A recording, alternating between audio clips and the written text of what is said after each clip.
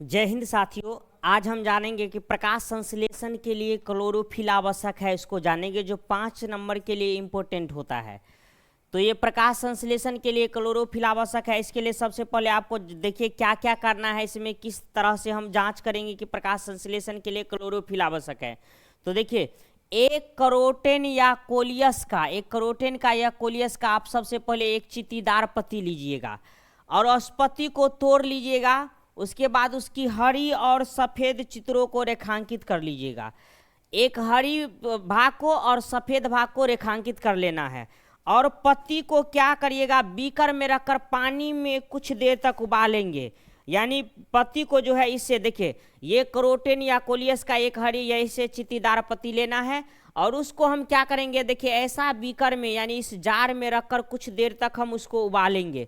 उबालने के बाद क्या करिएगा, आप देखिए आगे क्या करिएगा, तो उबालेंगे और उबालने के पश्चात उसमें गर्म एल्कोहल या स्पिरिट में डालेंगे।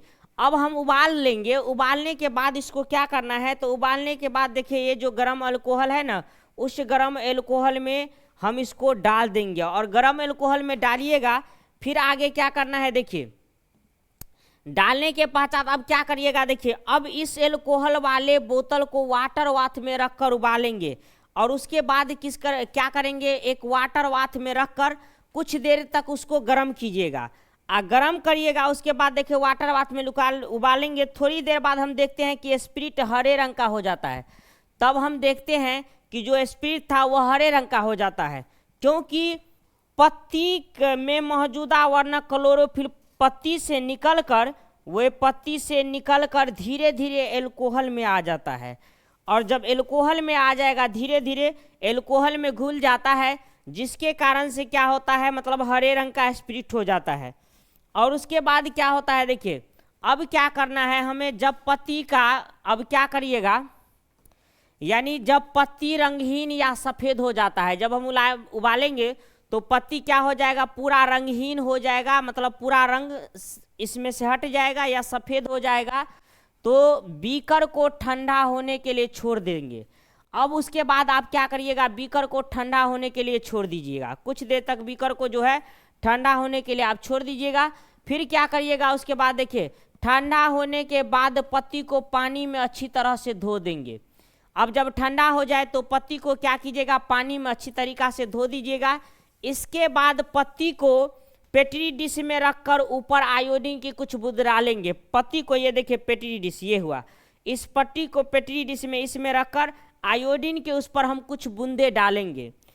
आयोडीन की कुछ बूंदे डालेंगे। उसके बाद क्या करिएगा, अब हम आयोडीन के कुछ बूंदे डालते हैं तो हम क्या देखते हैं, तब हम पाते हैं कि पत्तियों का हरी चित्तीदार यानी चितों वाला भाग जो था वह चित्तियों वाला भाग वह क्या होता है, गाढ़ा नीला रंग का हो जाता है। पत्ती का जो हरी रंग का चित्ती वाला भाग था वह गाढ़ा नीला रंग का हो जाता है और सफ़ेद चित्तों वाला भाग जो चित्रों यानी चित्तियों वाला भाग था वह नीला नहीं होता है और नीला होता है, कारण हरी चित्तों वाले भाग में क्लोरोफिल मौजूद था, इसीलिए उस हिस्से में प्रकाश संश्लेषण की प्रक्रिया हुई और प्रकाश संश्लेषण की प्रक्रिया हुई तो स्टार्च का निर्माण हुआ।